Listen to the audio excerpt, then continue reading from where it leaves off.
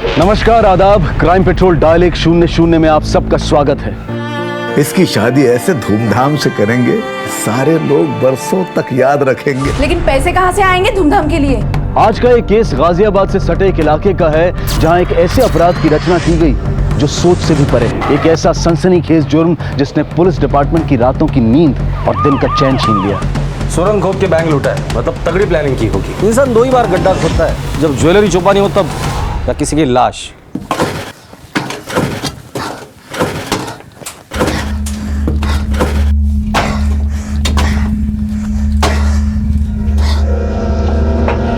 पकड़ो।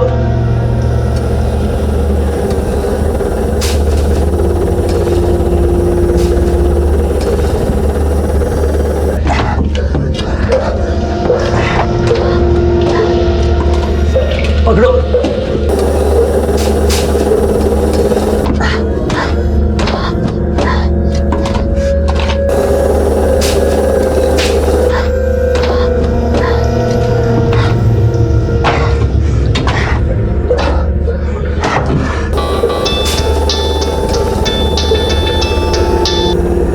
हाँ जी बाबूजी, 34 मीटर तक सुरंग खुद गई है बाबूजी। 30 मीटर रह गई है, जिसे खोदने में हफ्ता भर लग जाएगा। ठीक है बाबूजी।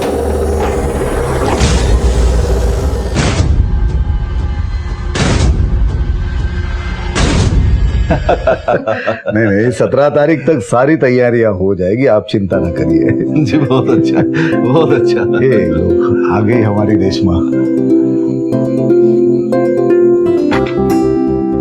बैठो। बहुत होनहार और सुशील है। जिस घर में जाएगी खुशियों से भर देगी मेरी बेटी उस घर को। दरअसल इसकी जिद थी आगे पढ़ाई करने की, इस वजह से शादी में देर हो गई। जिद तो मेरी भी है रघुनाथ जी। मैं अपने बेटे की शादी इतने धूमधाम से करूं जिसके बारे में कोई सोच भी ना सकता हो। आप बिल्कुल फिक्र मत करिएगा, इकलौती बिटिया है हमारी। इसकी शादी ऐसे धूमधाम से करेंगे, सारे लोग बरसों तक याद रखेंगे। तो फिर इस रिश्ते को पक्का माने?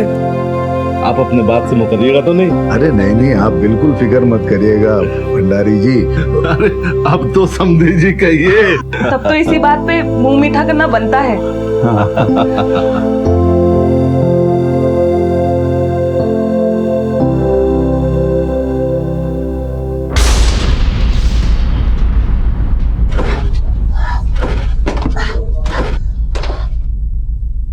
अरे भाई क्या हुआ? ये मिट्टी सुरंग दस्ता भी जाएगी। पगला गया क्या? पूरे 6 फुट गहरी सुरंग है, कुछ नहीं होगा। तू चल खोद खोद खोद, जा जा, थोड़ा टेक लगाएंगे तो टिक जाएगी। चल चल खोद खोद, हो गया काम, हो गया। चल। अरे मुझे टेंशन नहीं चाहिए, कोई भी काम चाहिए ढंग से, समझ गए ना? बातें कम और काम ज्यादा करो। आप बिल्कुल चिंता मत करिए, हाँ सब तैयारियां हो जाएगी। हाँ जी, आपको भी बधाई, बहुत बहुत बधाई जी। नमस्ते नमस्ते। रेशमा। हाँ पापा। अरे आओ बेटा, जल्दी आओ। हाँ। उमा, संगीता, अरे कहाँ गए सब लोग? अरे क्या उमा। हुआ जो इतना शोर मचा रहे हो? अरे कमलाकांत जी का फोन आया था, 20 तारीख का मुहूर्त निकाला है सगाई के लिए। चलो धूमधाम से सगाई की तैयारियां शुरू कर दो। लेकिन पैसे कहाँ से आएंगे धूमधाम के लिए? एक तो पैसों की इतनी तंगी, ऊपर से ये फालतू का खर्चा। अरे बंद करो ये सब चोंचले। ये चोंचले नहीं है, अरमान है हमारे। और तुम, अगर रेशमा तुम्हारी सगी बेटी होती तो क्या ये सब कहती? इस नालायक की शादी कर दी और अब मेरी बेटी की बारी आई तो बदल गई। तो क्या कहा तुमने? हम फालतू का खर्चा कर रहे हैं हमारी बेटी की शादी पर। तुम्हारी माँ को जो गहने लेके दिए, तुमको जो दुकान लेके दी, वो है हमारा फालतू का खर्चा। 17 तारीख तक 2 लाख रुपए का इंतजाम करना, वरना तुम्हारी माँ के गहने और तुम्हारी दुकान दोनों हमको मजबूरन बेचनी पड़ेंगी। मगर हमारी बेटी की शादी हम धूमधाम से करेंगे पक्का। देखो मैं फिर से एक बात बोलती, एक बार फिर से सोच लेना। सोच भी लिया है और समझ भी लिया है, अब से करना बाकी है। कहां से लाएंगे 2 लाख रुपए?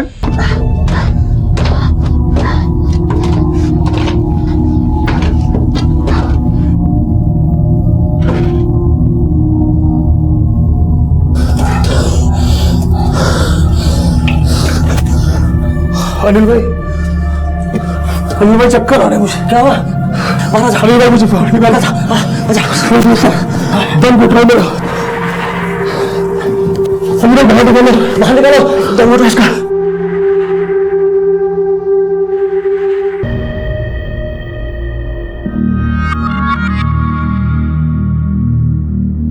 पापा आपका हल्दी वाला दूध। ये लेंगे, देखो एक से बढ़ के एक है। ऑनलाइन जो चाहिए पसंद कर लो।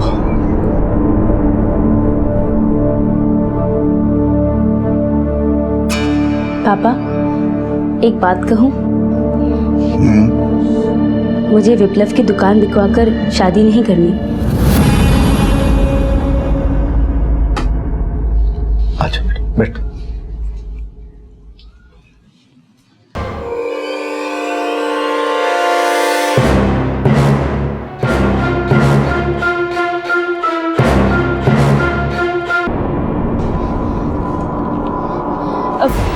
एक्सक्यूज मी, मुझे इंस्पेक्टर साहब से मिलना है, बहुत ज़रूरी काम है। ठीक है, अब यहाँ बैठिए, मैं अभी पूछ कर आता हूँ। सुनिए, आप अंदर जा सकती हैं।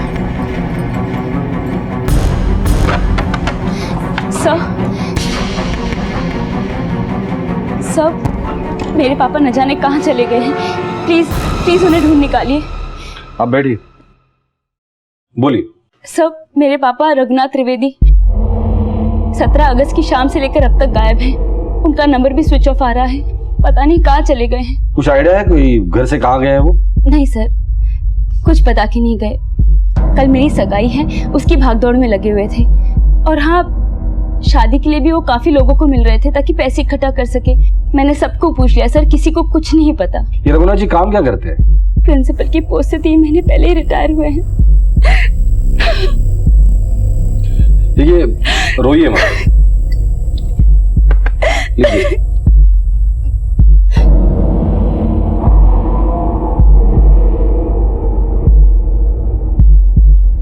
हाँ सर, याद आया। पापा बनारस जाने की सोच रहे थे चाचा के पास में, ताकि वो पैसों का इंतजाम कर सके। पापा नहीं चाहते थे कि पैसों की किल्लत की वजह से शादी की तारीख बदली जाए। हमने वहाँ पे भी फोन कर लिया, वहाँ पर भी नहीं है वो। रघुनाथ जी की फोटो और फोन नंबर बाहर दे दीजिए, हम उन्हें ढूंढने की कोशिश करते हैं। ठीक है सर।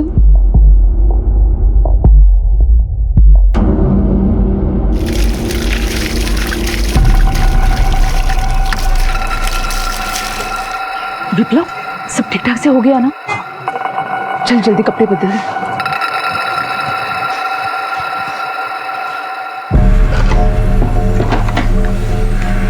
मैंने आपसे कहा था ना, अभी फोन मत कीजिएगा।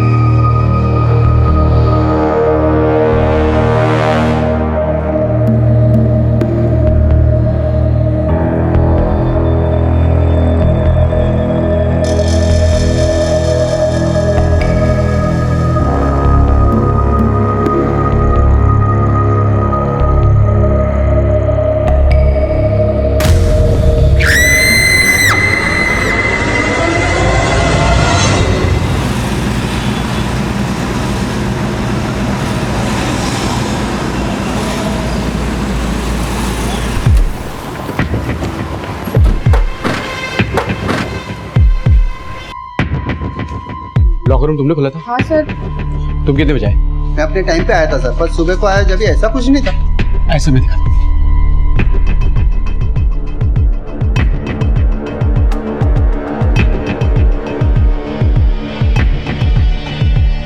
आइए सर, ये देखिए सब कुछ तोड़ दिया है।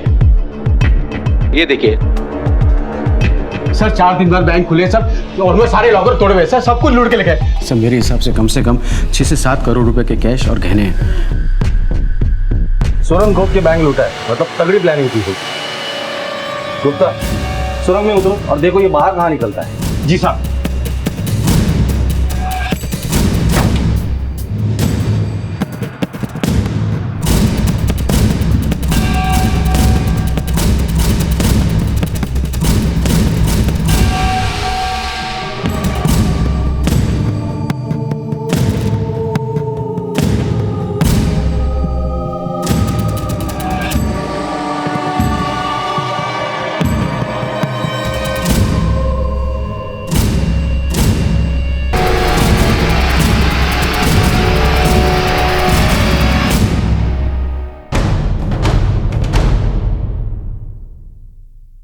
ये नक्शा है बैंक से यहां तक पहुंचने का।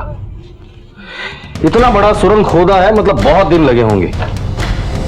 अनुज जी, 1 तारीख से सुरंग खोदने का काम शुरू किया हुआ, खिड़कियों पर प्लाई मारा है।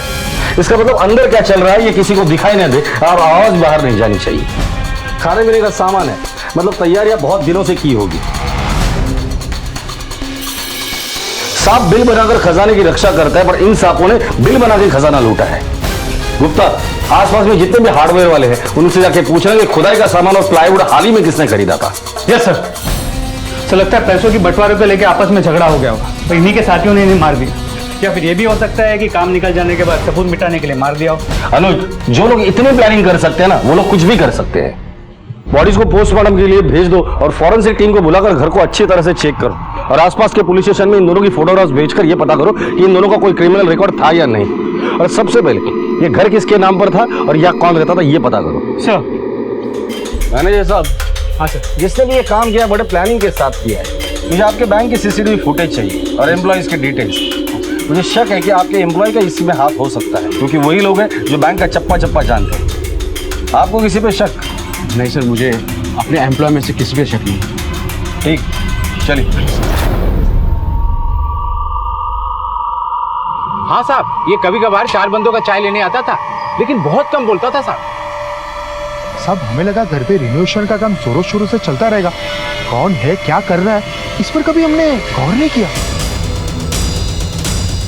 जो लूटा गया है या गायब हुआ है उसके डिटेल्स मुझे दीजिए। जी सर। चाय वाले के हिसाब से मारा गया आदमी में से एक आदमी 4 कप चाय ले जाता था। मतलब वहाँ पे 4 लोग हो सकते हैं।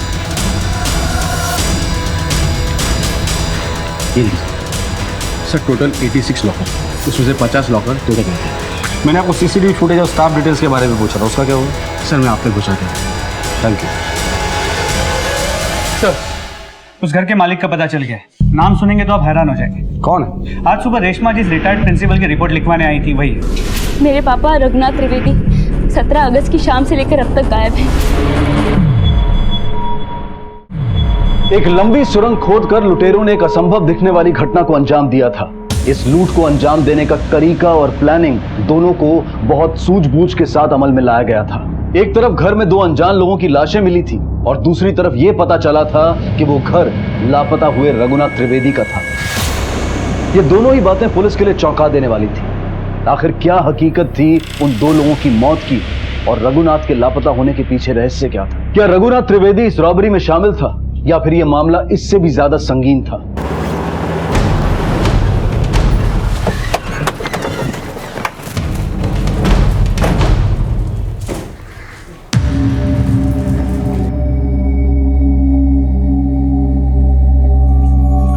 अनुज, तुम आस पड़ोस में जाके फैमिली के बारे में पूछताछ करो। सर। आप में से कोई इन दोनों को जानता है? नहीं सर। ये क्या है? सर्च वारंट है, घर की तलाशी लो। ऐसे कैसे? सर्च वारंट है हमारे पास। कमाल है सर, हमने अपने पापा की गुमशुदगी की रिपोर्ट लिखवाई, अब आप हमारे घर आकर 2 अनजान लोगों की तस्वीर दिखाकर हमारे घर की तलाशी ले रहे हैं। आपके प्रकाश रोड वाले घर से सुरंग खोदकर पास में जो स्वर्ण कलश बैंक है उसे लूटा गया है। काफी मात्रा में कैश और सोना चोरी हुआ है। इन दोनों की लाशें भी हमें वहीं पर मिली हैं। और हैरानी की बात यह है कि आपके पापा रघुनाथ जी भी उसी दिन से लापता है। पर वो घर तो पिछले 7 महीने से बंद पड़ा हुआ है। इतनी खराब हालत है कि कोई किराएदार उसमें रहने को तैयार नहीं है। हो सकता है कि नया किराएदार मिल गया हो। पापा ने तो इस बारे में हमें कुछ भी नहीं बताया। सर उस पेपर मिले हैं प्रॉपर्टी। पेपर्स वेरिफिकेशन के बाद आप लोगों को मिल जाएंगे, लेकिन अभी भी पूछ रहा हूँ, अगर इस लूट और मर्डर के बारे में आप में से कोई कुछ भी जानता है तो बोल दीजिए। बाद में ये मत कहना कि मौका नहीं दिया था बोलने का।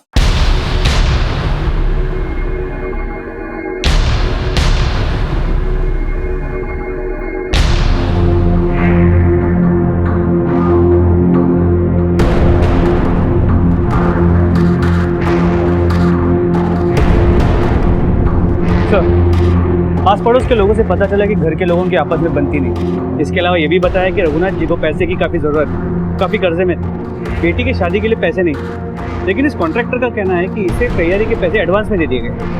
क्या? जी सर। ये पैसे तुम्हें मिल गए थे इसके? हाँ सर, परसों रात को ही उन्होंने सारे पैसे एडवांस में ही क्लियर कर दिया था।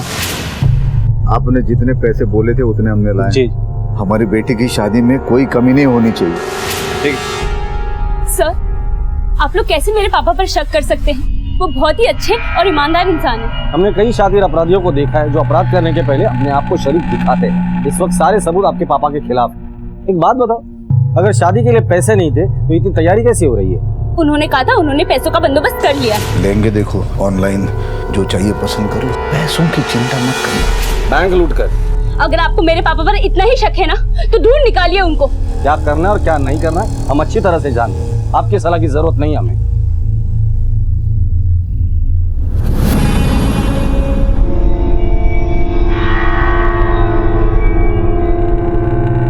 अनुज, हो सकता है इस रॉबरी में पूरी फैमिली इन्वॉल्व हो, सब पे नजर रहे।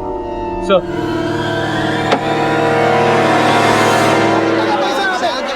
लोग अपने कीमती सामान की सुरक्षा के लिए बैंक्स में लॉकर लेते हैं और वहीं से इतनी बड़ी चोरी का खुलासा हुआ था। लोगों में अविश्वास और डर बढ़ने लगा था। लो जी, ठंडा ठंडा पानी। गाजियाबाद के स्वर्ण कलश बैंक में लूट। क्या? अरे देखो, खबर छपी है फोटो के साथ। आनंद विहार के बैंक में लूट। बेटी की शादी के लिए रिटायर प्रिंसिपल ने सुरंग खोदी।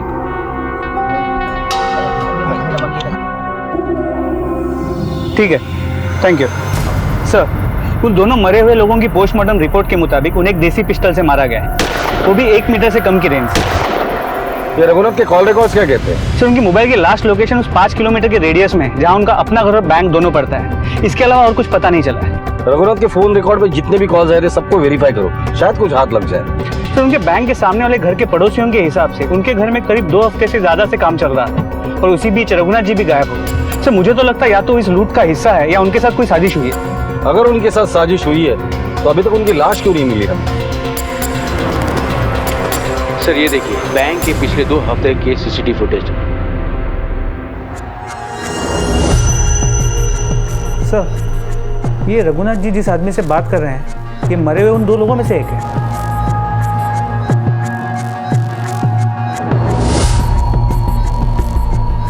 रघुनाथ जी यहाँ क्या कर रहे हैं? सर, लोन के लिए 2 हफ्ते से बैंक के चक्कर लगा रहे थे। रघुनाथ जी, हम आपको लोन नहीं दे सकते। आपने पहले से ही लोन ले रखा है और आप तो अब रिटायर भी हो चुके हैं। लोन कहाँ से चुकाओगे आप बताओ यार। देखिए, हमारी बेटी की शादी, पैसों की जरूरत है हमें। रघुनाथ जी प्लीज आप यहाँ से जाइए। ठीक है। क्या रघुनाथ जी वाकई बैंक में लोन के लिए आए थे या लोन के बहाने बैंक का मुआयना करने आए थे लूट के लिए? क्योंकि साथ में वो आदमी भी था और ये महज इत्तेफाक नहीं हो सकता। पुलिस अब तक मारे गए लोगों की पहचान करने में कामयाब नहीं हो पाई थी। शातिर लुटेरों ने अपने पीछे सारे सबूतों को जड़ से खत्म कर दिया था। यह सिर्फ एक बड़ी बैंक रॉबरी नहीं थी, बल्कि 2 हत्याओं का भी मामला था और पुलिस को तलाश थी सिर्फ एक ऐसे सिरे की जो उन्हें लुटेरों तक पहुंचा सके।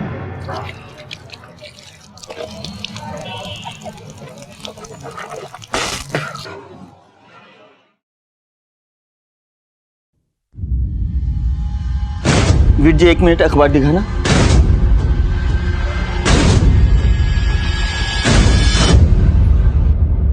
दोबारा करेगा इसे? हाँ, चल भाग। सर, ये है हरिया। ये बैंक डकैती में मारे गए दोनों लोगों की जनता। कौन थे वो दोनों? राजू 1 महीना पहले यहाँ आया था काम की तलाश में। वो बहुत अच्छा मजदूर था साहब। अगर गांव में कुछ काम नहीं था ना, तो पैसा कमाने के लिए शहर आया था। उसने गांव में कई जगह पर कैनल और गड्ढे खोदा है साहब। फिर एक दिन उसने मुझे साहिबाबाद में रहने वाले अनिल मिस्त्री के यहाँ बोला कि मेरा काम लग गया है। फिर उसके बाद उसका कोई पता नहीं चला साहब। फिर अखबार में मैंने उसका फोटो देखा साहब। अनिल मिस्त्री कहाँ रहता था पता है तुम्हें? हाँ साहब, पता है। इसको पहचानते हो? हाँ साहब, इसको तो मैं जानता हूँ। यही मिस्त्री हमारे यहाँ से प्लाईवुड और खोदने का सामान लेकर गया था। और इसके साथ कौन था?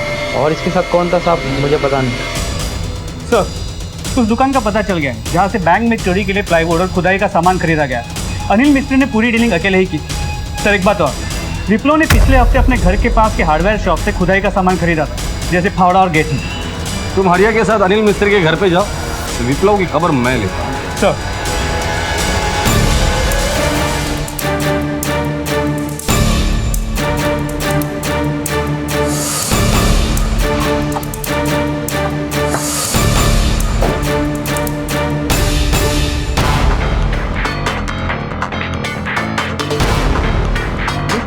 तलाशी लेनी है घर की।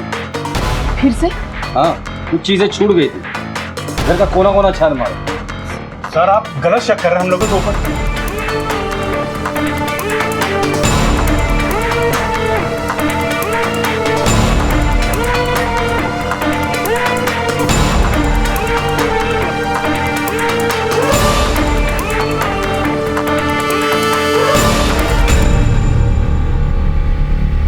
सर मैं आपसे कह रहा हूँ मेरे घर में कुछ भी नहीं मिले। अब 2 बार क्या, आप 10 बार तलाशी ले लें। ये खुदाई का सामान मिला।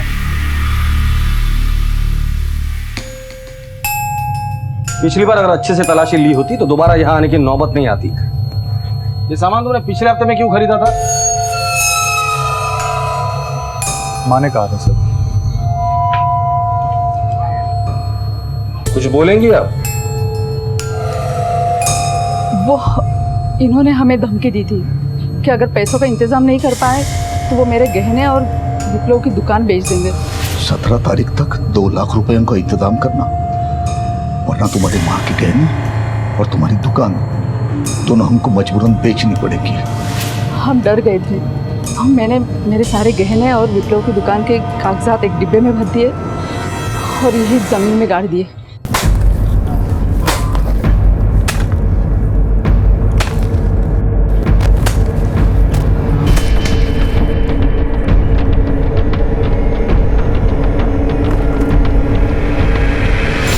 बोलो इसे।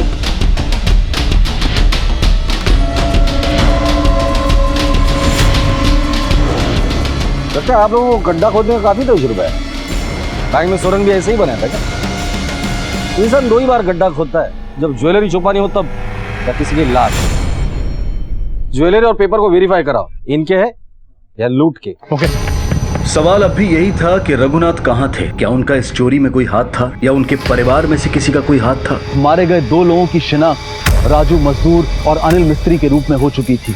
अब बारी थी कड़ियों से कड़ियां जोड़कर उन मुख्य अपराधियों तक पहुंचने की जिन्होंने इस नामुमकिन सी दिखने वाली डकैती को अंजाम दिया था। आखिर कौन थे वो दूसरे 2 आदमी और उनका बापूजी से क्या संबंध था? और क्या रघुनाथ त्रिवेदी के गायब होने और इस डकैती के बीच में कोई कनेक्शन था? पुलिस अब बड़ी मुश्किल से मिले अनिल मिस्त्री के घर तक जा पहुंची थी। ये है अनिल मिस्त्री का घर साहब।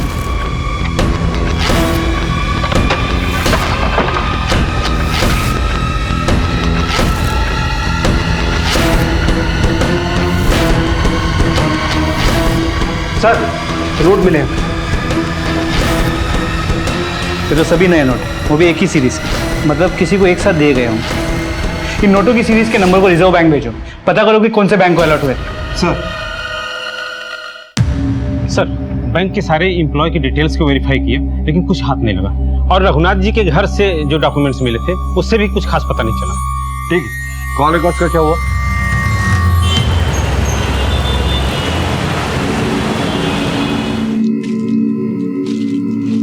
सुनो, ये मोबाइल रिपेयर करवाना है।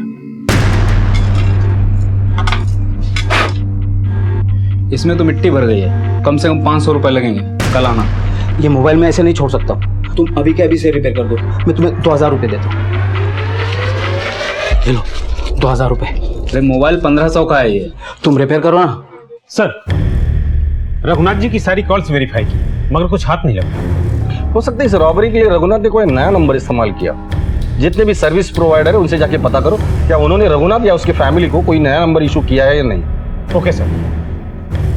हम आपके आगे हाथ जोड़ते हैं, आप इस रिश्ते के लिए मना मत कीजिए। बाबूजी पैसे का इंतजाम कहीं ना कहीं से कर ही लेंगे।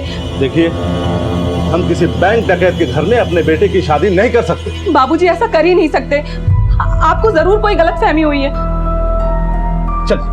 चलिए हमें मान भी गए कि इस बैंक डकैती में उनका हाथ नहीं, किसी गलत काम में उनका हाथ नहीं, लेकिन क्या आपके पास इतना पैसा है कि ये शादी धूमधाम से करवा सके? और वैसे एक बात बताइए, ये रघुनाथ जी है कहाँ? अगर वो बेगुनाह है तो सबके सामने क्यों नहीं आते, चुप करके बैठे हैं? आप मेरे पापा पे इल्जाम लगा रहे हैं? रुक जाइए भाभी, अरे आप खुद क्या है? आप किसी लुटेरे से कम है?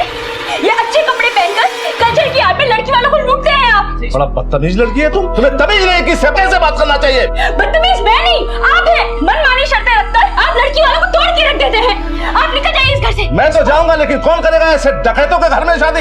मेरा बेटा कुंवारा रहेगा, लेकिन ऐसे घर में शादी नहीं हो सकती उसके। हमें भी नहीं करनी, निकल जाइए इस घर से। इतना सब कुछ छोड़ के चले गए और आप सब चुप हैं। अरे आना।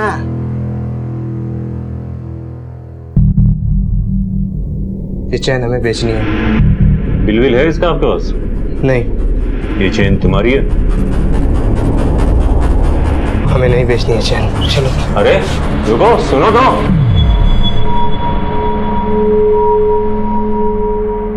हमें पैसों का इंतजाम करना होगा, किसी ना किसी से तो बात करनी ही पड़ेगी। अब क्या करोगे पैसों का? लड़के वाले तो चले गए ना। मैं उन लोगों को मना लूंगी, पर उससे पहले हमें पैसों का इंतजाम करना पड़ेगा। अभी कह देती हूँ, मुझसे पैसों की उम्मीद नहीं करना। तुम्हारे पापा भी पता नहीं कहाँ चले गए। अगर मेरी बात मान ली होती ना तो आज ये दिन नहीं देखने पड़ते। अब हमारी तरफ क्या देख रही? हमसे तो कोई उम्मीद रखना मत, बता रहे हैं। ये मत भूलिए कि आपकी जो दुकान है वो पिताजी के पैसों की बदौलत ही है। हाँ तो कोई एहसान नहीं किया उन्होंने, अपना फर्ज निभाया है बस। दूसरों का फर्ज याद है, और जब अपने फर्ज की बारी आई तो कुछ नहीं। एक सुबह सुबह ना मेरा दिमाग तो खराब मत कर, ये तो सब फर्ज वर्ज अभी याद दिला देंगे तुमको।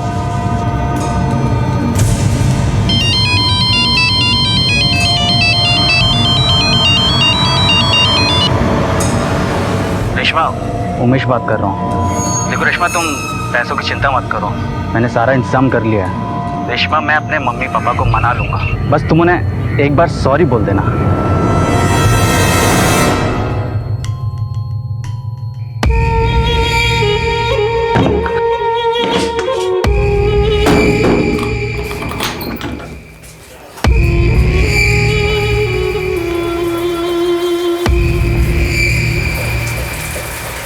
हेलो, अब निकलने का वक्त आ गया है, तैयारी शुरू करो।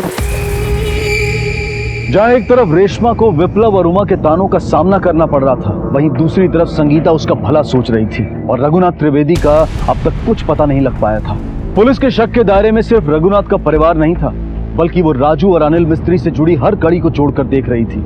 और अचानक रेशमा ने एक ऐसा कदम उठाया जिसने सबको हैरत में डाल दिया।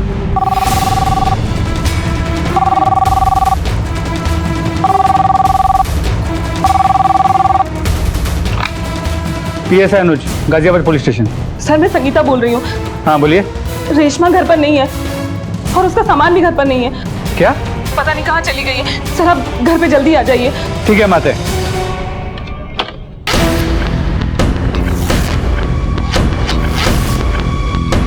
मैंने मना किया था ना तुझे पुलिस में फोन करने के लिए, फिर भी तुमने कॉल किया। माँ, लेकिन रेशमा घर पे कहीं भी नहीं थी, मुझे फोन करना पड़ा।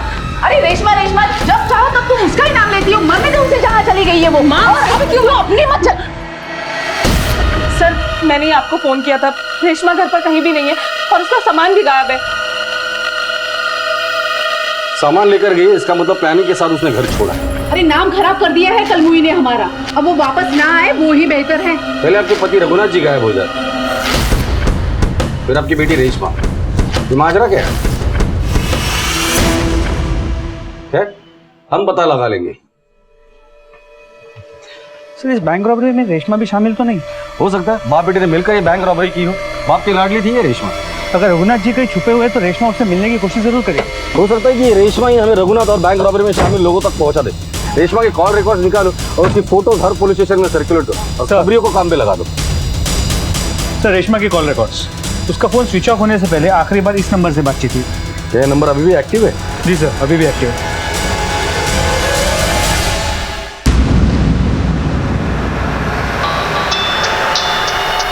हेलो साहब, रेशमा 40 से 50 साल के आदमी के साथ इंदिरापुरम के अभिनंदन लॉज में ठहरी हुई है।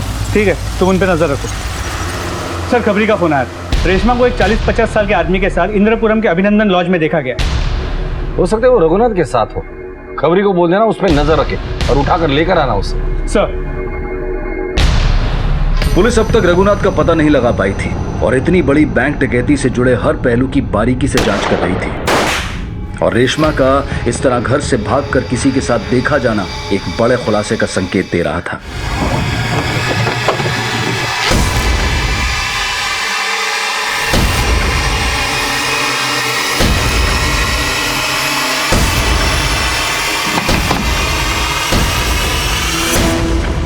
आप हटिए, रूम की तलाशी लो। अरे आप यहाँ क्या कर रहे हैं? और ये सब क्या हो रहा है? ये कौन है? इसके साथ यहाँ क्या कर रही हो?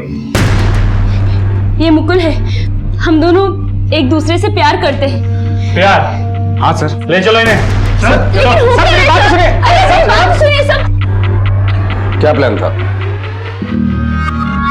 मैं और मुकुल एक दूसरे से बहुत प्यार करते हैं, लेकिन हम दोनों में उम्र और जाति का फासला है, इसलिए हम दोनों को भागना पड़ा। क्या रघुनाथ जी ये बात जानते थे? हाँ, पापा ने एक बार हम दोनों को साथ में गार्डन में देख लिया था। इसमें हमें पता है कि मुकुल अच्छा इंसान है, लेकिन मुकुल और तुम में जो उम्र और बिरादरी का फासला है, ये फासला तुम दोनों को समाज में जीने नहीं देगा। हमारा सपना था कि हमारी राजकुमारी की शादी हम किसी राजकुमार के साथ धूमधाम से करेंगे। अगर हमारा ये सपना टूट गया तो तुम हमारा मरा हुआ मुंह देखोगे। मैंने पापा की बात मान ली। उमेश, उससे शादी करने के लिए मैंने हाँ कर दी, लेकिन पापा के लापता होते ही उमेश के लालची परिवार ने अपना असली रूप दिखाना शुरू कर दिया। माँ और विप्लव दोनों बात बात पे मुझे ताने देते थे और इस बार मैं झेल नहीं पाई। और ऐसे वक्त में मुकुल के अलावा मुझे और कोई रास्ता नहीं दिखाई दिया। सर, मैं रेशमा से बहुत प्यार करता हूँ। ऐसे वक्त में बस इसका मैं साथ दे रहा था। हम दोनों शादी करने वाले थे। अनुज, रेशमा के घर वालों को इन्फॉर्म करो कि वो मिल गई है।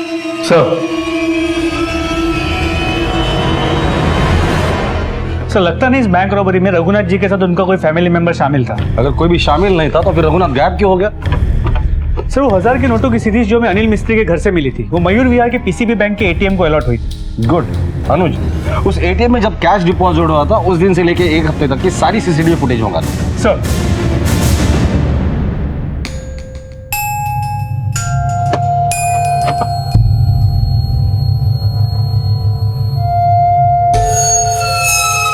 हे, खबरदार, जो घर के अंदर पैर भी रखा तुम दोनों ने, जैसे आए हो वैसे ही निकल जाओ। सुन लिया? निकलो भैया से। तुझे बुढ़ापे में शर्म नहीं है इसे घर से भगाते हुए?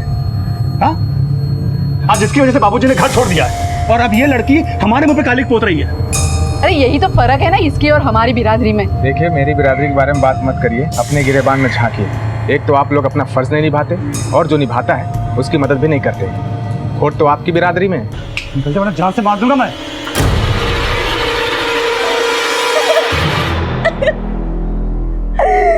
हमारे पापा कहाँ चले गए?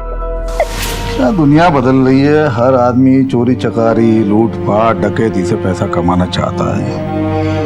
पापा, दुनिया बदल रही है, हर कोई आसानी से पैसे कमाना चाहता है। बेटा, बात चाहे रिश्तों की हो या पैसों की, सच कभी नहीं बदलता और हमें हमेशा सच्चाई का साथ देना चाहिए, सच्चाई के साथ रहना चाहिए, चाहे कोई भी परिस्थिति आ जाए, लेकिन हमारे मन को कभी भटकने नहीं देना चाहिए।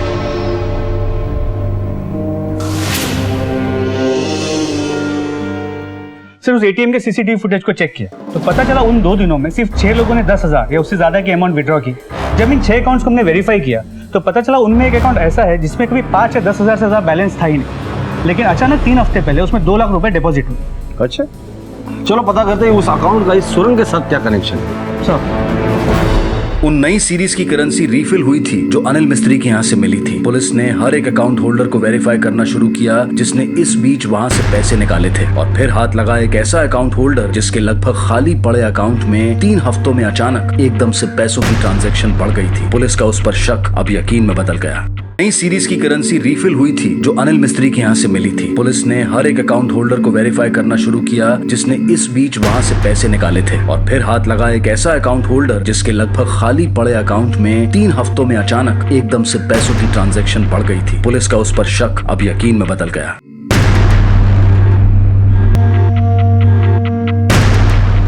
लो जी, ये दिलबाग के ढाबे की। सुनिए ना, एक मिनट। बाबूजी नहीं आए क्या अभी तक? बाबूजी नहीं, तुम्हारे बाप आ गए। तो आप लोग हैं कौन? पुलिस।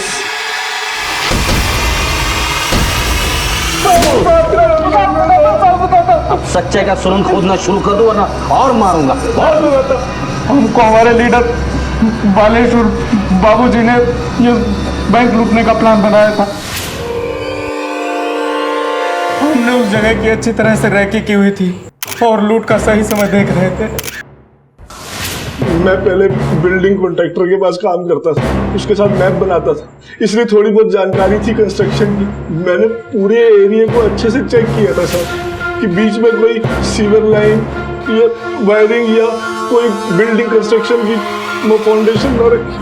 हम दोनों के सर पे बाबूजी का हाथ था, बस हमें जरूरत थी एक कुशल कारीगर की और मेहनती मजदूर की, जो कि हमें बहुत मुश्किल से मिले साहब। और फिर हमने उनको ऐसे सपने दिखाए कि वो हमारे लिए रात दिन सुरंग खोदने को तैयार हो। देखो भैया, हम हैं 4 लोग और हमारे गुरु बापूजी। लेकिन वो है कहाँ पर? अरे वक्त पड़ने पर वो भी सामने आ जाएंगे। बस इतना ध्यान रखो कि हमें एक सुरंग खोदनी है जो हमारी किस्मत बदल देगी। सबको इतना पैसा मिलेगा कि हफ्ते में लाख रुपए भी खर्च करोगे ना, पूरी जिंदगी खर्च नहीं कर पाओगे। अब बताओ, भिखारियों की जिंदगी जीना चाहते हो या राजाओं की? राजाओं की। चीयर्स। अरे करो ना चीयर्स। चीयर्स। ये हुई ना बात। अरे मोहित भाई, इन दोनों का मुंह तो मीठा करवा दो।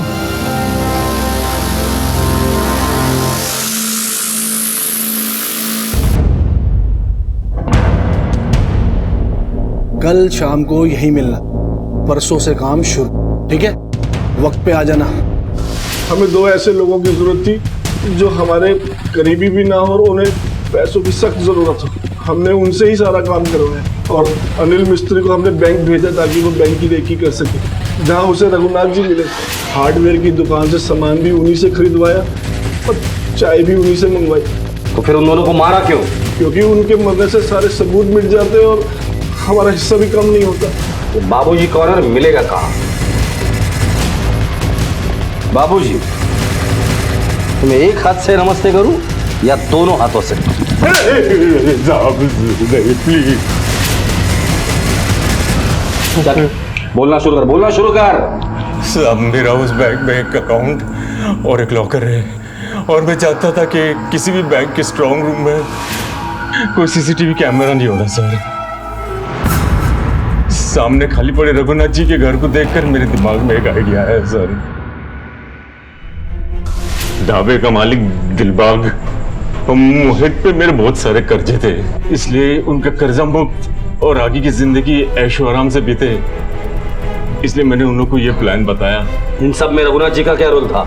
साहब, अनिल मिस्त्री के जरिए हमने रघुनाथ जी का मकान कम कीमत पर किराए पर लेने की बात की थी, लेकिन उन्होंने मना कर दिया। फिर हमने उन्हें 2 साल का किराया एडवांस में देने की बात की तो झट से राजी हो गए। साहब, हमने उन्हें 1 लाख रुपए एडवांस भी दिए और उनका मकान मरम्मत करवा के देने का वादा भी किया।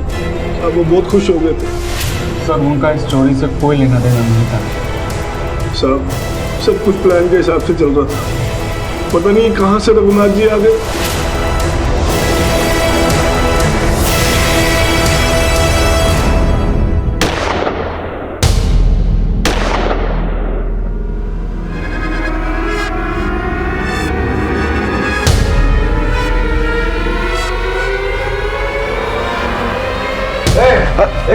ये सब क्या है? इसीलिए तुमने घर किराए पे लिया था? ताकि पुलिस को बैंक की डकैती और उनकी गुमशुदगी पर शक रहे और हम बच जाए।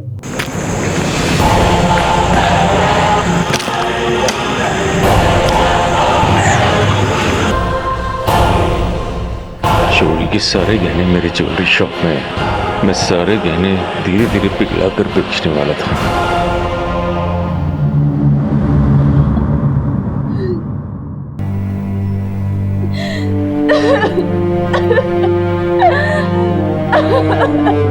पुलिस ने इस नामुमकिन सी दिखने वाली बैंक रॉबरी में इन्वॉल्व शातिर अपराधियों को ढूंढ निकाला था। चोरी का सारा सामान मिल चुका था, लेकिन खो चुकी थी 3 जानें, 2 गरीब और जरूरतमंद मजदूरों की और एक रघुनाथ त्रिवेदी की। रघुनाथ को पैसों की सख्त जरूरत थी। उनके घर से इस लूट ने उन्हें इसका हिस्सा ना होते हुए भी इस रॉबरी का एक अहम हिस्सा बना दिया। जहां एक तरफ पूरा जमाना सबूतों के बल पर उन्हें शक की नजर से देख रहा था, वहीं रेशमा का विश्वास उन पर टिका रहा। रघुनाथ त्रिवेदी एक अच्छे इंसान थे जिन्होंने अपनी बेटी की शादी के सपने अपनी आंखों में सजो रखे थे, लेकिन पैसे का इंतजाम करने की होड़ में वो इतना खो गए कि उन्होंने बिना सोचे समझे, बिना किसी जांच पड़ताल के अपना घर किराए पर दे दिया। उनकी इस भूल ने न सिर्फ उनकी जान ली बल्कि लोगों को उनकी ईमानदारी पर शक करने का मौका भी दे दिया, और एक बेटी हमेशा के लिए दूर हो गई अपने पिता के साए से। आई टीवी का वॉल्यूम थोड़ा स्लो करो ना, शुभ जाग जाएगा। और मैं जरा नहाने जा रही हूँ, शुभ को देखना।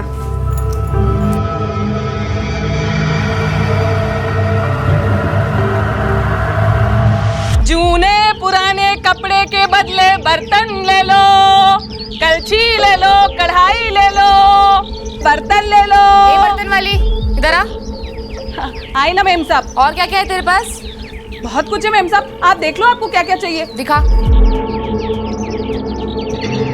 देखो मेम साहब, क्या चाहिए आपको? ये इतना लंबा घूंघट क्यों निकाला हुआ है? तो क्या है ना मेम साहब, हमारे उधर जब भी घर से बाहर निकलते हैं तो घूंघट करके ही निकलते हैं। देखो ना मेम साहब, बहुत बढ़िया कुकर है, कुछ ही कपड़ों में दे दूंगी।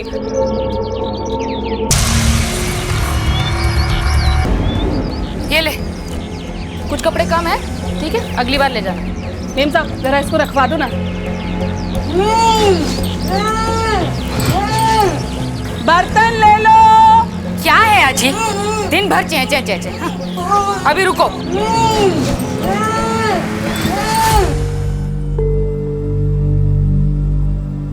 दीदी ये लो। अरे राजू कहाँ रह गया था? भूल गया था आजी को घुमाने लेके जाना है? अरे नहीं भूले नहीं थे। अरे दादी चलो, अरे पता है थोड़ी देरी हो गई आज। चलो आज हम आपको दुर्गा जी के मंदिर लेके जाएंगे। आई? हाँ शुभ उठा तो नहीं ना? नहीं अभी तक तो नहीं उठा।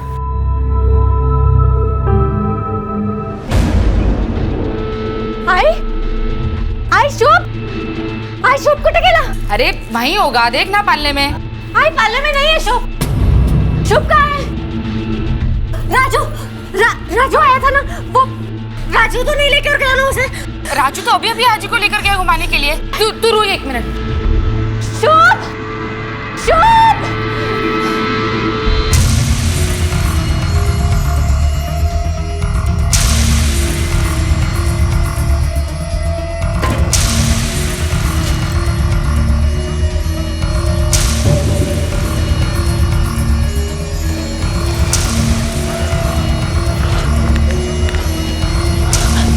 हेलो, हाँ मैंने बच्चा उठा लिया है।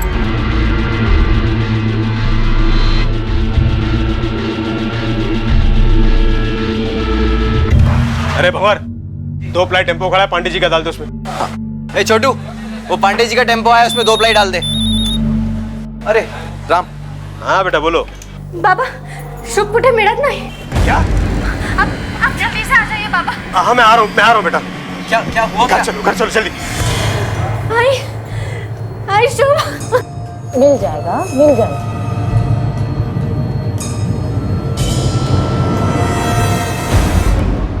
नमस्कार, आदाब।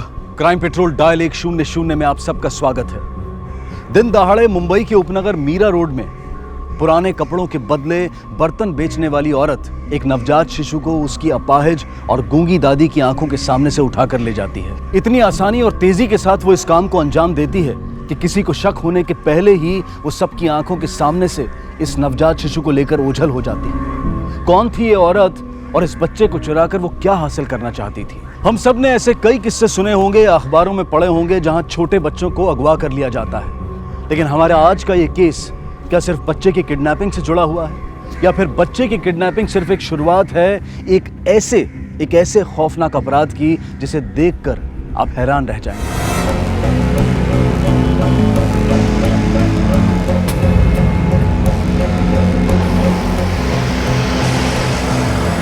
गणेश, मेरा ये सामान शीला मैडम क्या पहुंचा देगा? मैं बाद में जाके ले लूंगी। अरे रोज रोज सामान ही भिजवाती रहेगी, अभी तू भी तो चल मेरे साथ। चलूंगी ना, अभी नहीं। क्या बात है, तू घबराई हुई क्यों है? नहीं तो ठीक तो है। हाँ सब ठीक है। और तू अपना ध्यान मेरे पर से हटा और काम पर लगा, और जरा ये सामान उतरवा ना। ला दे।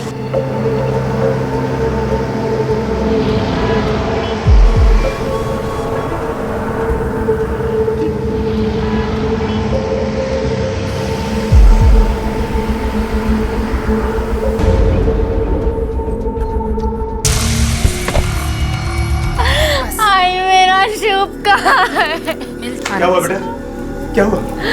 पापा शुभ। अच्छा ठीक है, मिल जाएगा, ढूंढेंगे उसे। मिल जाएगा। बट मेरी ये समझ में नहीं आ रहा कि घर में 3 लोग थे, उसके बाद भी घर के अंदर घुसकर किसी ने बच्चे को उठा लिया।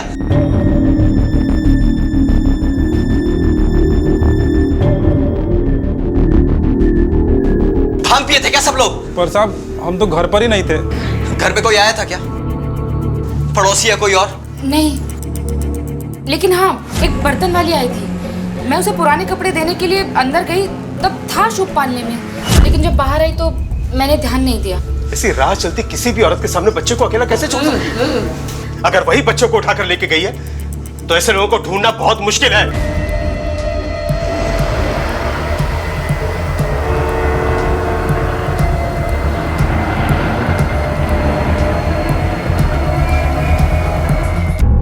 पुलिस को फोन करके बताना पड़ेगा।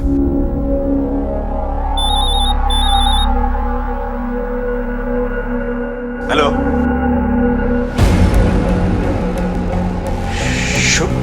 शुभ तुम्हारे पास है? 10 लाख जो चाहिए तुम्हें मिल जाएगा। मेरे नाती को कुछ नहीं होना चाहिए। हेलो हेलो हेलो, क्या हुआ बाबा? बाबा शुभ का है, मेरे शुभ को ला दो बाबा। बाबा मेरे शुभ को ला दो बाबा। कुछ नहीं होगा बच्चा, लेके आ जाऊंगा उसको।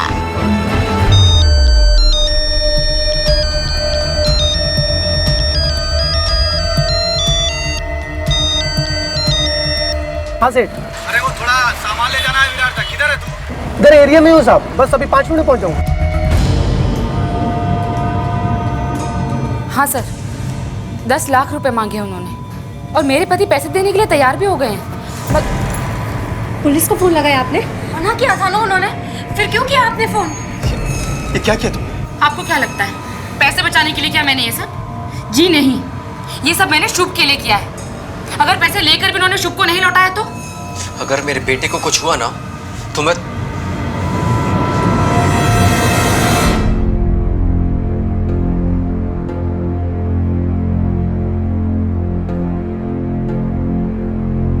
चलो आ जाओ।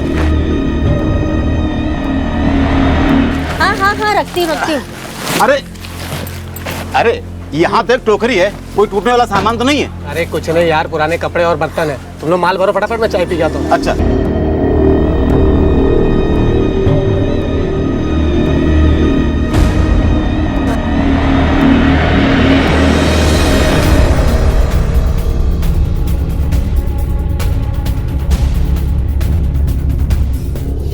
शाम वाल दे। इंस्पेक्टर साहब, मैं आपके सामने हाथ जोड़ती हूँ, आप प्लीज यहाँ से चले जाइए।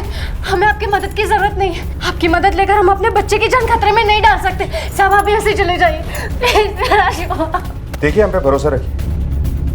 हमसे मदद लेकर आप अपने बच्चे की जान को खतरे में नहीं डाल रही हैं, बल्कि उसकी मदद कर रही हैं। अब टाइम खराब करे बिना ये बताइए कि आप लोगों को किसी पे शक है? जी हाँ, पुराने कपड़े लेकर एक बर्तन बेचने वाली आई थी, मुझे उस पर पूरा शक है।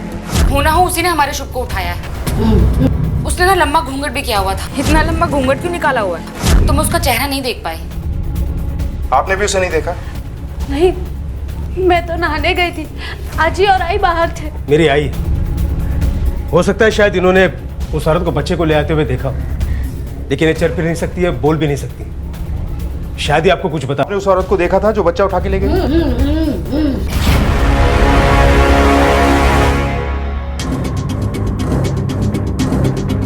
श्याम जी, इस तरह इनके सामने उस औरत का बच्चा उठा के ले जाना इस बात की तरफ इशारा करता है कि वो जानती थी कि ये चिल्ला भी नहीं पाएंगी। मतलब जिसने भी ये किडनैपिंग की है वो आपके परिवार के बारे में अच्छी तरह से जानता है। लेकिन हमारा तो किसी के साथ में कोई छोटा मोटा झगड़ा भी नहीं है, फिर क्यों करेगा कोई ऐसा? उसने फिरौती के लिए कॉल किया है, तो ये किडनैपिंग उसने पैसों के लिए की है, दुश्मनी के लिए नहीं। खैर, जिस नंबर से आप लोगों के पास फिरौती के लिए कॉल आया था, हम उसके बारे में पता लगाने की कोशिश कर रहे हैं। लेकिन इस दौरान अगर दोबारा आपके पास कॉल आता है तो हमें तुरंत बताइएगा। तांबे, हाँ सर। वायरलेस पे इन्फॉर्म करो कि अभी शांति नगर मीरा रोड से 3 महीने के एक बच्चे को किडनैप किया गया है। आस पड़ोस के लोगों से पूछताछ करो।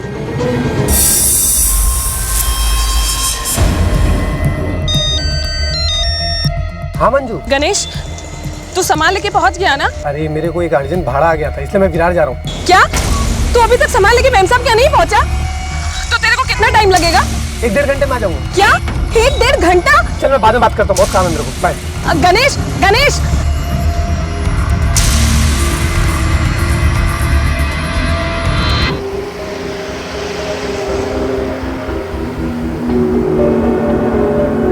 आपने आसपास में किसी बर्तन बेचने वाली औरत को देखा था? वो बघितलं होतं साहेब, लेकिन चेहरे पे घूंघट था ना।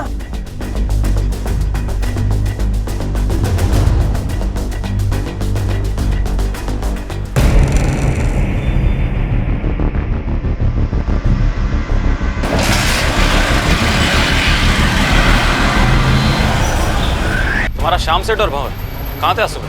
यहीं पर थे साहब, काम कर रहे थे।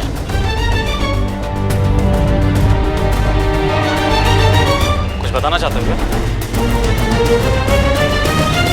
सर, पड़ोसियों में से किसी ने भी उस बर्तन बेचने वाली को नहीं देखा, लेकिन पूछताछ के दौरान श्याम की फैमिली के बारे में पता चला है। माया, जिसने हमें फोन करके इन्फॉर्मेशन दी थी, वो दरअसल श्याम की दूसरी पत्नी है। करीब 15 साल पहले किसी बीमारी के चलते हुए श्याम की पहली पत्नी की मौत हो गई थी। श्याम ने दूसरी शादी माया से की थी, शशि पहली पत्नी से। उसका हस्बैंड भंवर श्याम की सनमाइका और प्लाईवुड की शॉप पर नौकर था। करीब 1 साल पहले ही श्याम ने अपनी बेटी शशि की शादी भंवर से करवाई। अपनी ही दुकान के नौकर से अपनी बेटी की शादी करवाना कुछ अजीब नहीं लगा? इसकी एक वजह थी सर। दरअसल शादी से पहले शशि की कुछ आपत्तिजनक फोटोग्राफ्स वायरल हो गए थे, जिससे उसकी काफी बदनामी भी हुई थी और कहीं भी उसका कोई रिश्ता नहीं हो पा रहा था। पड़ोसियों का कहना है कि इसीलिए श्याम ने अपनी बेटी की शादी भंवर से करवाई। इंटरेस्टिंग, काफी इंटरेस्टिंग स्टोरीज हैं इस फैमिली की। हो सकता है ये किडनैपिंग भी इस फैमिली की किसी स्टोरी का प्लॉट या सब प्लॉट हो, क्योंकि जिस तरह प्लानिंग से किडनैपिंग की गई है, इसमें कोई शक नहीं कि किडनैपर फैमिली की डेली रूटीन के बारे में अच्छी तरह से जानता था। वो जानता था कि शशि 11 बजे बच्चे की मालिश करने के बाद नहाने के लिए जाएगी। दादी और माया के अलावा वहाँ कोई नहीं होगा, और उसे ये अच्छी तरह से पता था कि सामने होते हुए भी दादी कुछ नहीं कर पाएगी। जिस वालदे परिवार से ये बच्चा शुभ किडनैप हुआ था, उस परिवार के सदस्यों का बैकग्राउंड सामान्य नहीं था। कुछ रिश्ते मजबूरी में जुड़े थे और कुछ बड़ी असामान्य परिस्थितियों में जुड़े या जोड़े गए थे। तो क्या वर्तमान में घटी इस घटना का संबंध इस परिवार या इस परिवार के किसी सदस्य के अतीत से था, या कोई दुश्मन था जो इस परिवार से किसी तरह का कोई बदला ले रहा था, या कोई दोस्त था जो अब दुश्मन बन चुका था, या फिर कोई ऐसा जिसका इस परिवार से कोई रिश्ता नहीं था?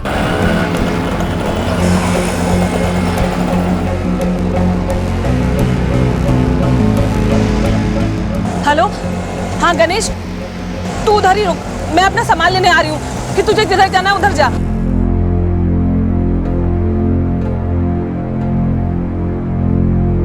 मुझे पता था आप यहीं हो। ये क्या कर रहे हैं? पुलिस ढूंढ रही है ना शुभ को, तो क्या जरूरत है अपना सब कुछ दांव पे लगाने की? तुमने शशि को कभी अपनी बेटी माना ही नहीं, लेकिन मैं बाप हूँ उसका। पर ये पैसों का लालच ठीक नहीं है। ये पैसे मैंने कमाए, तुम्हें चाहिए ना, तुम्हें और दूंगा, लेकिन फिलहाल इन पैसों से शुभ की जान बच सकती है। जाने तो मुझे। अपना बाप होना तो याद रहता है आपको, लेकिन आप मेरे पति भी हैं, ये बात आपको याद दिलानी पड़ती। आपकी बेटी का दर्द दूर करने के लिए मैं अपना बुढ़ापा नहीं खराब कर सकती। अरे, आप लोगों को पता है शशि कहाँ है? नहीं, क्यों, क्या हुआ? पता नहीं, घर पर भी नहीं है, कहीं चली गई है वो। तू यहाँ क्या कर रहे हो? देखो कहीं जाके उसको। हाँ, मैं देखता हूँ। मैं आ रहा हूँ।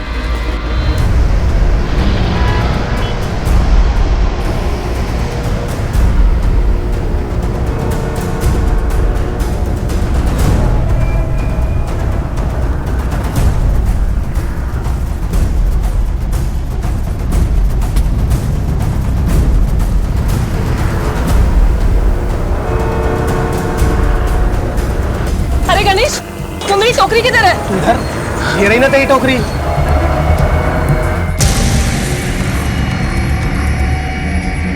इसमें सामान था, वो किधर है? पागल हो गई तू, दिमाग खराब हो गया तेरा।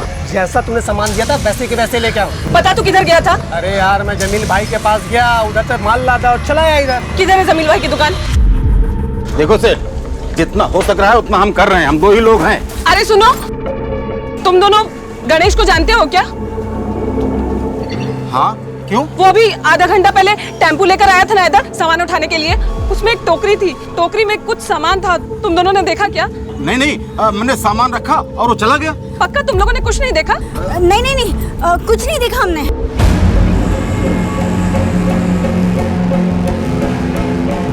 इन सवालों का जवाब मिलने में जहां अभी थोड़ा वक्त था, वहीं जिस बर्तन बेचने वाली महिला मंजू ने उस बच्चे को किडनैप किया था, वो भी उस बच्चे को खो चुकी थी। एक तरफ पुलिस मंजू की तलाश कर रही थी और दूसरी तरफ मंजू उस बच्चे को ढूंढ रही थी। क्या मंजू को वो बच्चा मिलेगा और सबसे बड़ा सवाल यह था कि कब और कैसे पुलिस के हाथ मंजू तक और मंजू से होते हुए उसके हैंडलर तक पहुंचेंगे।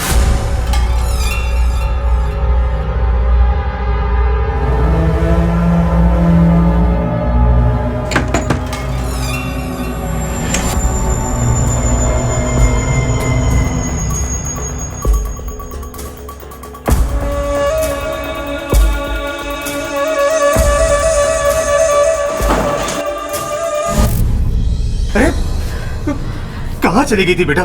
हम लोगों की तो जान निकल गई यहाँ पे। क्या हुआ? अपने बच्चे को ढूंढने गई थी बाबा। सिर्फ मेरा ही दूध पीता है, भूखा होगा वो नहीं मिला। घबरा मत, मैं ढूंढ के लाऊंगा उसे। चल अंदर चल।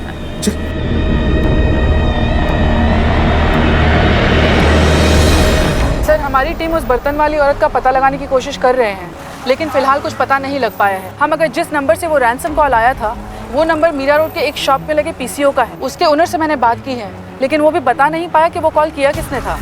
एरिया में कोई सीसीटीवी कैमरा है? सर, चेक किया था मगर नहीं है। अब हमें उस औरत को तलाश करना होगा। यह किडनैपर दोबारा रैंसम के लिए कॉल करे, जो कि अब तक उसे करना चाहिए। यहाँ से राइट लो। हाँ शर्मा जी, नहीं आपका माल निकल गया, आधे घंटे में पहुंच जाए। आवाज? जी बिल्कुल। तुमसे एक बात पूछनी, तुम्ही ने गायब किया है ना शुभ को? दिमाग तो खराब नहीं हो गया आपका? मैं अपने ही बच्चे को क्यों गायब करूंगा? क्या मिलेगा मुझे? फिरौती की रकम, और मैं तुम्हें बहुत अच्छी तरह से जानती हूँ। तुम पैसों के लिए कुछ भी कर सकते हो। अच्छा, अगर आपको ऐसा लगता है ना तो पुलिस को जाकर सब कुछ बता दीजिए, असलियत खुद ब खुद सामने आ जाएगी।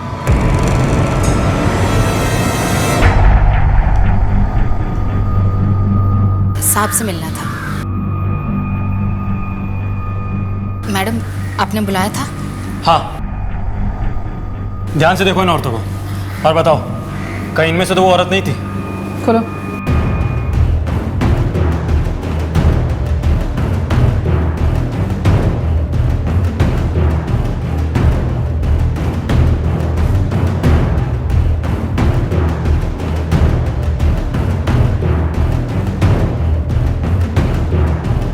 सर, अगर वो इनमें से है भी तो भी मैं उसको नहीं पहचान सकती। मैंने आपको बताया था ना कि उसने लंबा घूंघट किया हुआ था। ठीक है, अब जा सकते हैं। तामे, जाने दो इन्हें। यस सर, आप लोग भी जाइए।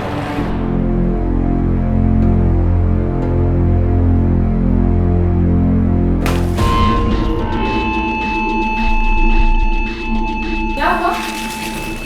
क्या हुआ बाबा? अरे बताओ ना क्या लिखा है, मुझे दिखाइए। मैं पुलिस को फोन करती हूँ। हाय, उन्होंने चिट्ठी भेजी है ना। आई वो लोग मेरे शुभ को लौटा रहे हैं ना। हाँ? ऐसा कुछ नहीं करोगी समझी, और अगर ऐसा कुछ किया ना तो मेरा मरा मुंह देखोगी। तो मैंने अपनी बच्ची से वादा किया कि उसके बच्ची को वापस लेकर आऊंगा। मैं लेने जा रहा हूँ उसे। 10 लाख रुपए देना है ना, दे के आऊंगा उसे। क्या हुआ? कुछ नहीं, ये बच्चे को लेने जा रहा हूँ। अब मैं भी चलता हूँ। नहीं, उन्होंने मुझे अकेले बुलाया। मैं संभाल लूंगा उसे। लेकिन कुछ अजीब नहीं लगता तांबे? इतना वक्त गुजर चुका है लेकिन शाम या उसके परिवार में से किसी को भी रैंसम के लिए दोबारा कॉल नहीं आया, जबकि अब तक आ जाना चाहिए था। अजीब बात तो है सर। कुछ गड़बड़ जरूर है। कैसी गड़बड़ सर?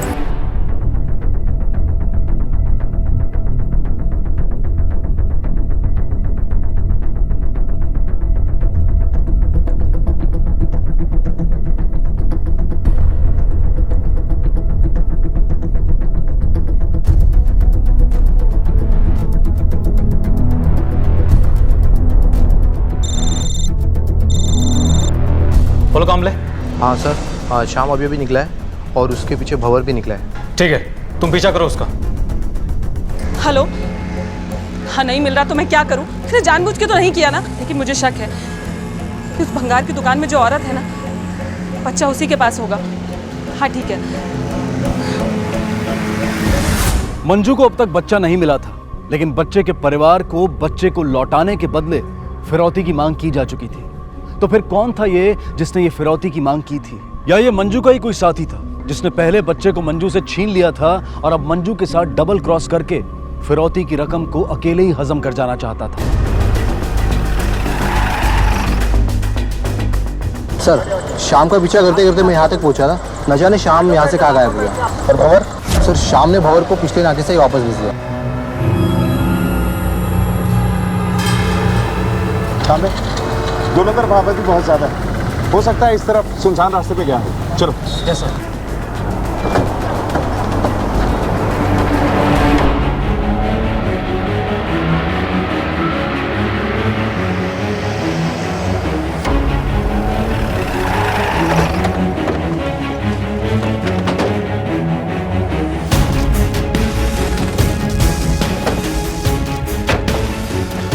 शाम की गाड़ी यहाँ है तो शाम भी आसपास ही होगा।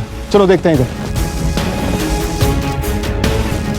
सर जो बैग ये घर से लेकर निकला था वो तो यहाँ पर है ही नहीं। हो सकता है लोग उसे मारकर पैसे लेकर चले गए। मतलब किडनैपर जानता था कि हम इनके घर के फोन टैप कर रहे हैं, इसीलिए उसने चिट्ठी लिखकर इन्हें यहाँ बुलाया। लेकिन ये तो किडनैपर को पैसे देने के लिए आए थे, फिर किडनैपर को इन्हें मारने की जरूरत क्यों पड़ी होगी? सर हो सकता है शाम किडनैपर को जानता था, इसीलिए उसने अपनी पहचान छिपाए रखने के लिए शाम का मर्डर कर दिया और पैसे लेकर चला गया। हो सकता है। बाबा, बाबा, मुझे मेरे मामा के पास जाना है, मुझे मेरे मामा के पास ले चलो। बाबा, मुझे मेरे मामा के पास जाना है। पैसे भी ले गए और उन्हें भी मार दिया। मुझे माननी नहीं चाहिए थी उनकी बात, पीछे जाना चाहिए था उनके। तो शुभ कहाँ है? इंस्पेक्टर साहब, मेरा बच्चा कहाँ है? देखिए, अगर आपके पिताजी का मर्डर और वो किडनैपर दोनों एक ही इंसान है तो आपका बच्चा अभी उसी के पास है। नहीं, इसका मतलब शुभ बाबा के कातिल के पास नहीं। मुझे मेरे बाबा शुभ को ले गया।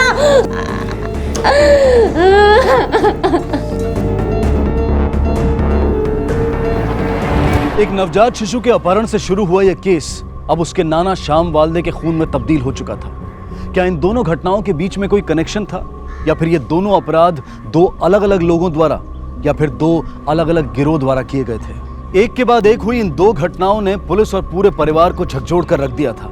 ना तो अब तक बच्चे का कुछ पता चला था और ना ही श्याम का। सवाल थे कि खत्म होने का नाम नहीं ले रहे थे और जवाबों का दूर दूर तक पता नहीं था। पहले ये केस सिर्फ किडनैपिंग का था, अब मर्डर का भी है। एक ही फैमिली में बारी बारी से दो क्राइम, ये महज एक इत्तेफाक नहीं हो सकता। सर हो सकता है कि बच्चे किडनैपिंग सिर्फ एक दिखावा हो, मुजरिम का मकसद सिर्फ शाम को मारने का हो। तांबे, अगर ऐसा होता तो ऐसा करने के कई और रास्ते भी थे। मतलब शाम को बहाने से कहीं बुलाया भी जा सकता था। खास बात है मोटिव। बच्चे की किडनैपिंग में मोटिव है पैसा, शाम के मर्डर में मोटिव क्या हो सकता है? ऐसा कौन है जिसे शाम की मौत से फायदा पहुंचता? सर इस घर में सबसे ज्यादा फायदा भंवर को मिलने वाला था, इकलौता जवाई है। शाम का जो कुछ भी था वो सब कुछ भंवर को ही मिलता। न जाने मुझे ऐसा क्यों लगता है कि इन दोनों ही मामलों का ट्रिगर कहीं और है जिसे हम ढूंढ नहीं पा रहे। कोई कहानी है जो इन दोनों ही कहानियों को आपस में जोड़ती है। अभी अभी जो हमने घर में देखा, माया को अपने पति से ज्यादा पैसे की फिक्र थी और शशि को अपनी बच्ची की। और एक और खास बात जो मैंने नोटिस की, माया अपनी बेटी और दामाद को करीब देखकर कुछ परेशान सी लगी। हाँ सर, ये बात तो मैंने भी नोटिस की थी। इस पूरी फैमिली की कंप्लीट कुंडली निकालो, तभी पता चलेगा कि इसमें रहने वालों के सितारे गर्दिश में क्यों हैं। और वो नौकर राजू, वो काफी पुराना है इस घर में, उसे भी काफी कुछ पता होगा, उससे भी पूछताछ करो। Yes sir.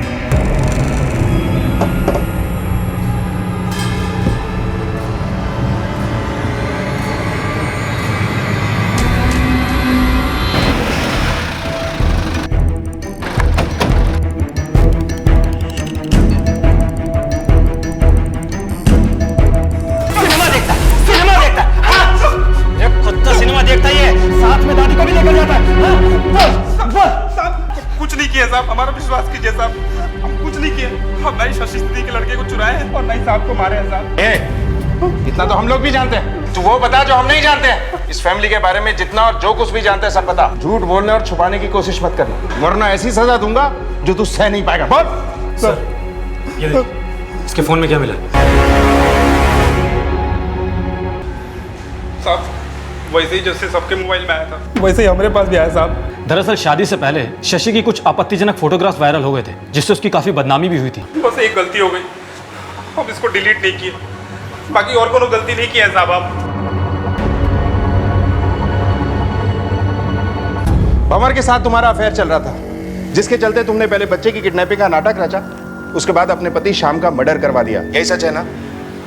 ये कैसा घिनौना इल्जाम लगा रहे हैं आप मुझ पर? अभी नाटक बंद करो और चुपचाप अपना जुर्म कबूल कर लो, इसी में तुम्हारी भलाई है। राजू ने हमें सब कुछ बता दिया है। हाँ, ये सच है कि मेरा और भंवर का अफेयर था, लेकिन शशि के प्रेग्नेंट होने के बाद भंवर ने मुझसे दूरी बना ली थी। पहले मुझे लगता था कि वो खुद ब खुद मेरे पास आ जाएगा, लेकिन भंवर बिल्कुल बदल चुका था।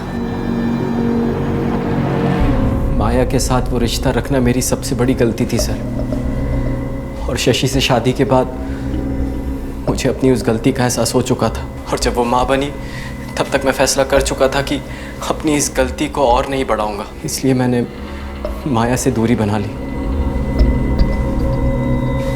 राजू के मोबाइल से हमें ये फोटो मिली है। ये जो लड़का है शशि के साथ फोटो में, जानते हो इसे? शर्ट उतारो। जी? अरे तेरे कान खराब है क्या? शर्ट उतार। पर शर्ट उतारो।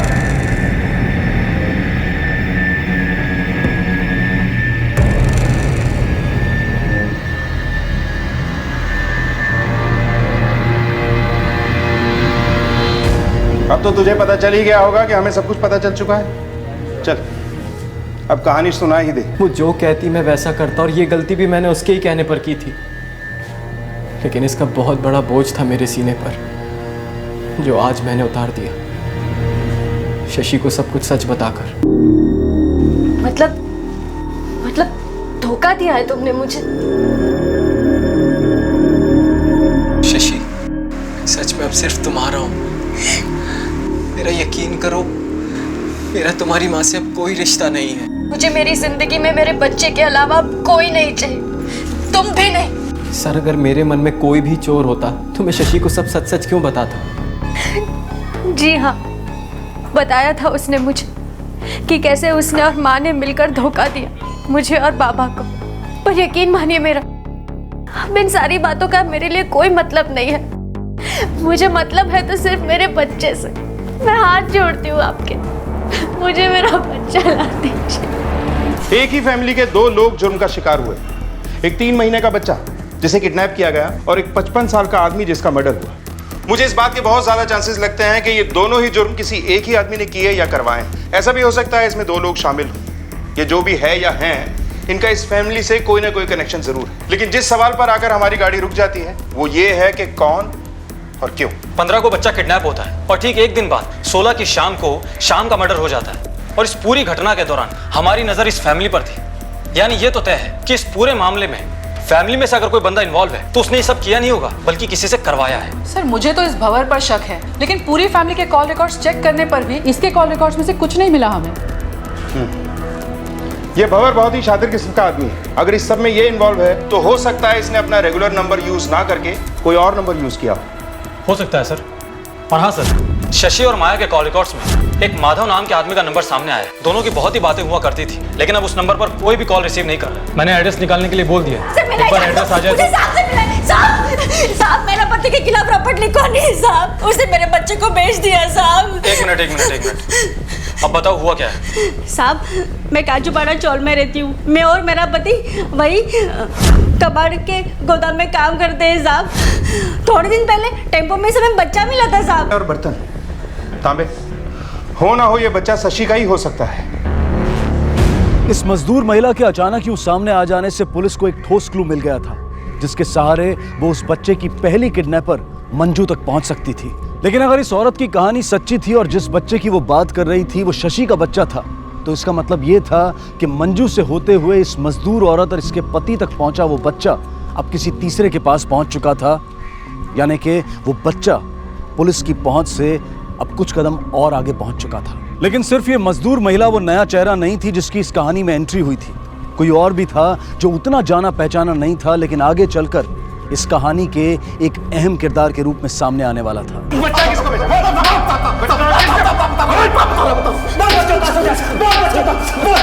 बोल, बच्चा कहां से उठाया? मुझे नहीं मालूम कौन सा बच्चा साहब। साहब वो भंगार वाली मंजू को बेचा था। हाँ साहब, वो टोकरी मंजू का ही था, पर मुझे नहीं मालूम उसमें बच्चा था साहब। सच कह रहा साहब, मुझे नहीं मालूम था उसमें बच्चा था। उस दिन मीरा रोड के शांतिनगर के बाहर वो टोकरी उसने मेरे टेम्पो में रखा था और बोला शीला मैडम को जाकर दे दो, मैं उधर से ले लूंगी।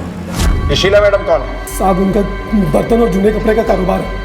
मंजू जैसी बहुत सारी औरतें उनके लिए काम करती हैं। उस दिन जब मैं निकला वहाँ से तो मुझे गोदाम से फ़ोन आ गया एक अर्जेंट डिलीवरी के लिए, तो मैं वहाँ चला गया। और ये बात जब मैंने मंजू को बताई, बहुत परेशान हो गई थी साहब। उसने मुझे बहुत कॉल की, तो मैंने बोला उसको मुझे बहुत देर लगेगी आने में। वो खुद जाके टोकरी ले आई थी साहब। ये मंजू कहाँ मिलेगी? साहब वो पीछे गली के नुक्कड़ पे शायद उसका लेफ्ट में मकान है साहब। कौन था वो? यार नहीं था वो, मेरा भाई था। भाई? हाँ, मेरी सौतेली माँ का बेटा माधव। शशि, तुम 5 मिनट रुको, मैं अभी आई।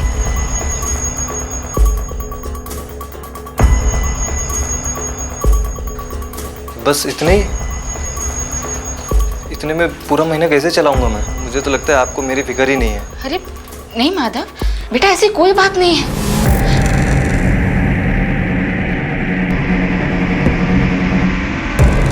शशि, माँ से कभी मुझे अपनापन नहीं मिला, लेकिन माधव उसने मुझे कभी भाई की कमी महसूस नहीं होने दी और उसकी परेशानी मैं नहीं देख पाई। और माधव, मेरे पास इतने पैसे नहीं हैं। तुम्हारा अपना कोई काम करना भी तो जरूरी है। माँ के पैसों से जिंदगी तो नहीं चल सकती ना माधव। ठीक है, अब मेरे पास एक ही रास्ता बचा है, या तो मैं कोई बैंक लूट लूं या मैं कहीं चोरी कर लूं। अब तू ही बता मैं क्या करूं? तब शशि ने मुझसे वो बात कही जिसके बारे में मैं सोच भी नहीं सकता सर। उसने मुझसे कहा कि मैं उसके बेटे का किडनैप कर लूं और उसके पापा को पैसे के लिए बोलूं। वो देने के लिए मना नहीं करेंगे सर। पहले तो मैंने मना किया, लेकिन बाद में उसकी जिद और अपनी हालत देखकर मैंने हाँ बोल दिया। फिर मंजू की मदद से तुमने उस बच्चे को किडनैप कर लिया? मैं माधव को पसंद करती थी साहब, इसीलिए उसे मना नहीं कर पाई। उससे बहुत बड़ी गलती हो गई साहब। फिर वो हो गया सर जिसकी कभी उम्मीद भी नहीं की थी मैंने। सर शुभ मुझ तक पहुंचने से पहले ही गायब हो गया था सर। तू पागल हो गई है क्या? क्या बोल रही है? अरे ना तो मैंने तेरे बाबा को मारा है और ना ही फिरौती की चिट्ठी मैंने भेजी थी। अरे जब बच्चा था ही नहीं मेरे पास तो मैं फिरौती किससे मांगता? शुभ कहाँ है मेरा? शुभ मंजू के पास है और मैं उसे ही लेने जा रहा था।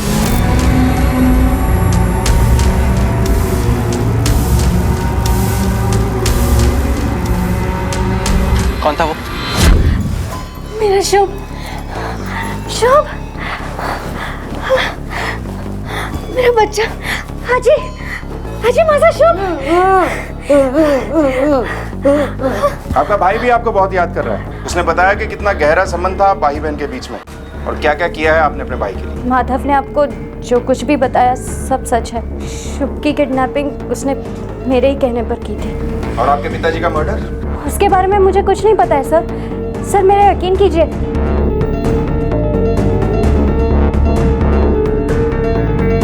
सर सीन ऑफ क्राइम से पहले ये वो आखिरी जगह है जहां पर सीसीटीवी इंस्टॉल्ड है। तांबे, जिस दिन शाम का मर्डर हुआ था उस दिन का इस कैमरे का पूरा फुटेज ले लो और हर आने जाने पे नजर रखो। Yes sir. ये क्लियर नहीं हो पाया है कि शाम का कत्ल किसने किया और उसके कत्ल की वजह क्या हो सकती है। सर, ये रही माधव की कॉल और लोकेशन की रिपोर्ट। इसके हिसाब से फिरौती की चिट्ठी जब आई तब वो शाम के घर के करीब था ही नहीं। ये भी तो हो सकता है जिस तरह से इन्होंने मंजू से किडनैपिंग कराई, ये चिट्ठी भी किसी और से फिकवाई है। पॉसिबल है सर। हो सकता है इन लोगों ने ये काम खुद ना करके बल्कि किसी और से करवाया। सर सीसीटीवी फुटेज आ गई। लगाओ।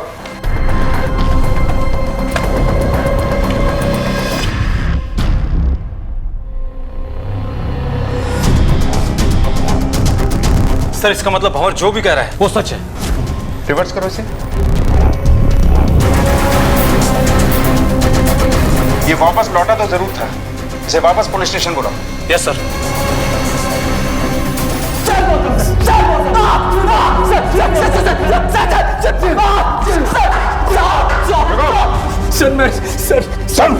सर तेरी सच्चाई हमारी आंखों के सामने है और उसका सबूत हमारे हाथों में। तूने जब श्यामलाल का खून किया तो उसके खून से तेरी शर्ट भीग गई थी, इसलिए तूने वो शर्ट उतार कर फेंक दी और वहीं कहीं से टी शर्ट खरीद के पहन ली। इसलिए जब तू गया था तो शर्ट में था, लेकिन जब लौटा तो टी शर्ट में। लेकिन तेरी बदकिस्मती से वो सब हमारी आंखों के आ गया। दीपा दिखाओ इसे।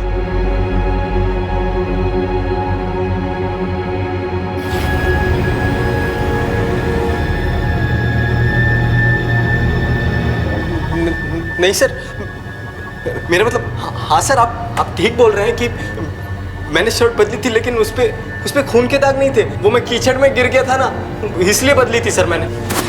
सर मैं सही कह रहा हूँ सर। तूने शायद मेरी बात ध्यान से नहीं सुनी। मैंने कहा था तेरी सच्चाई हमारी आंखों के सामने है और उसका सबूत हमारे हाथों में। वो शर्ट जो तूने फेंकी थी ना, वो हमें मिल गई। उस पर लगे खून की हमने जांच करवाई, वो खून श्याम का है।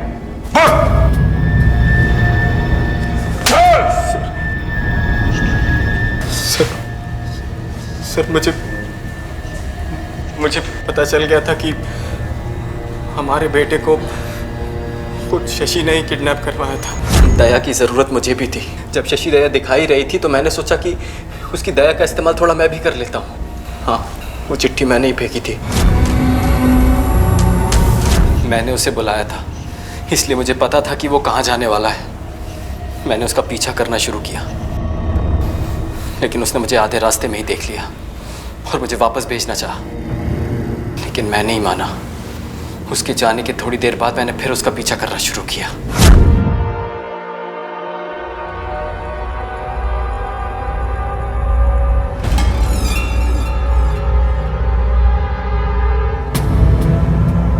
तो मैंने बुलाया था तुम्हें और वो चिट्ठी भी मैंने फेंकी थी। नमक हराम। कहने को तो मैं श्याम सेठ का दामाद बन गया था, लेकिन था तो मैं उनका नौकर ही ना। जब तक वो जिंदा रहता मैं दुकान का सेठ नहीं बन सकता था, और मुझे कुछ भी करके सेठ बनना था, भंवर सेठ। जितना चालाक और समझदार तू खुद को समझता है ना, उतना है नहीं। तेरी वो शर्ट हमें नहीं मिली थी, लेकिन तेरी नीयत हमें पता चल गई थी, इसलिए हमने झूठ बोला और तू उसमें फंस गया। कुछ ऐसे इंसान होते हैं जो अपनी गलतियों से सबक लेते हैं, और कुछ ऐसे होते हैं जिनकी गलतियों से दूसरे सबक लेते हैं। दूसरे की लाश के ऊपर चढ़कर बड़ा बनने की कोशिश तुझसे पहले भी कई लोगों ने की, लेकिन वो कानून की गिरफ्त से बच नहीं पाए। अगर तूने उनकी गलतियों से सीखा होता तो आज तेरा ये अंजाम नहीं होता। मैं उम्मीद करूंगा कि कम से कम तेरी गलतियों से तो दूसरे सबक लें।